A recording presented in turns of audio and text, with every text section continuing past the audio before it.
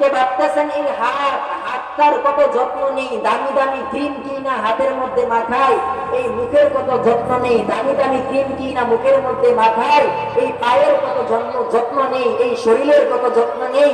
খোদার কসম, আল্লাহ রাব্বুল আলামিন কোরআনের মধ্যে বলেন, আল-ইয়াওমা নাখতিমু আলা আফওয়াহিহিম ওয়া তুকাল্লিমুনা আইদিহিম ওয়া তাশহাদু আরজুলুহুম বিমা কানু ইয়াকসিবুন।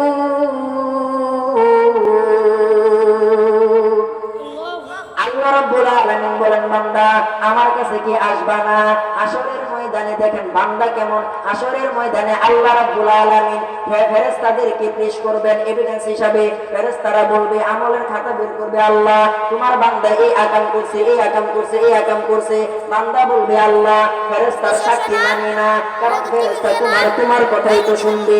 এক পর্যায়ে আল্লাহ রাব্বুল আলামিন বলেন, বান্দা আমার সব সাক্ষী বাদ, তোরে দুনিয়ার মধ্যে যেই হাত আমি দিয়েছিলাম, যেই পা আমি দিয়েছিলাম, যেই জবান আমি তোরে দুনিয়ার মধ্যে দিয়েছিলাম, আল্লাহ রাব্বুল আলামিন বলবেন, আল-ইয়াওমা নাখতিমু আলা আফওয়াহিহিম, এবার আল্লাহ তাআলা জবানটার মধ্যে তালা লাগায়া দিবেন। ওয়া তুকাল্লিমুনা আইদিহিম ওয়া তাশহাদু আরজুলুহুম, এইবার হাত দুইটা আল্লাহর দরবারে সাক্ষী দিবে, আল্লাহ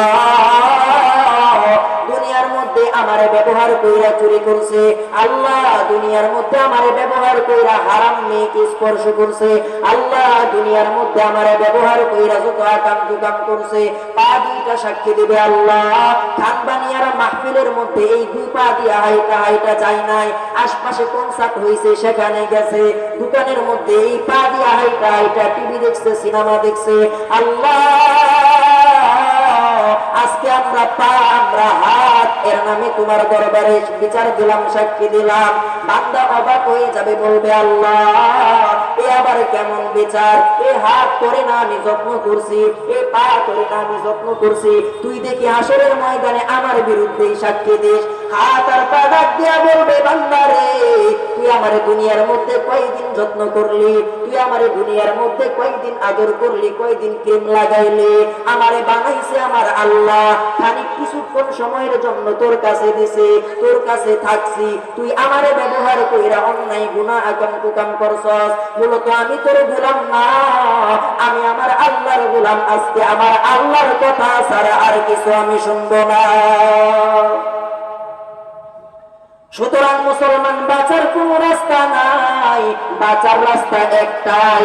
আল্লাহ বলেন, বান্দা তোরে বানাইছি আমি আল্লাহর গোলামি করার জন্য। ইয়া আইয়ুহান নাসু উবুদু রাব্বাকুমুল্লাযী খালাকাকুম ওয়াল্লাযীনা মিন ক্বাবলিকুম লাআল্লাকুম তাত্তাকুন। আল্লাহ বলেন, বান্দারে ওই আল্লাহর ইবাদত করো যে আল্লাহ তোমাদেরকে বানাইছে, ওই আল্লাহর ইবাদত করো যে আল্লাহ তোমাদের পূর্বপুরুষদেরকে বানাইছে। সুতরাং মুসলমান নাজাত যদি চান, মুসলমান কবরে যদি একটু শান্তিতে থাকতে চান, কবরে যদি ফেরেশতাদের মায়ের থেকে বাঁচতে চান, হাসরের ময়দানে যদি আল্লাহ রাব্বুল আলামিনের আরশের নিচে ছায়া চান, একটু জায়গা চান, চিরস্থায়ী জাহান্নাম থেকে বাইচা যদি জান্নাতে যাইতে চান, মুসলমান পায়ে দুইটা পায়ে হাত রাইখা বলি, আজকে থেকে সিদ্ধান্ত পরিবর্তন করেন, আজকে থেকে পরিকল্পনা করেন, জীবনের সামনে যতদিন বাঁচবো, পিছনে কি করছি না করছি আল্লাহর কাছে তওবা করেন। আল্লাহ বলেন, লা তাকনাতু মির রাহমাতিল্লাহ ইন্নাল্লাহা ইয়াগফিরুয যুনুবা জামিআ।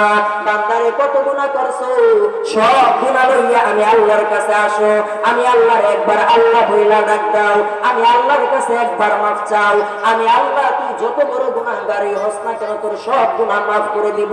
বান্দা এই জন্য বলবো, পিছনের সমস্ত গুনাহের জন্য আল্লাহর দরবারে তওবা করেন। আর আগামী দিন ভবিষ্যতে আল্লাহ আল্লাহর রাসূলের হুকুম ছাড়া এক কদম আমরা চলবো না।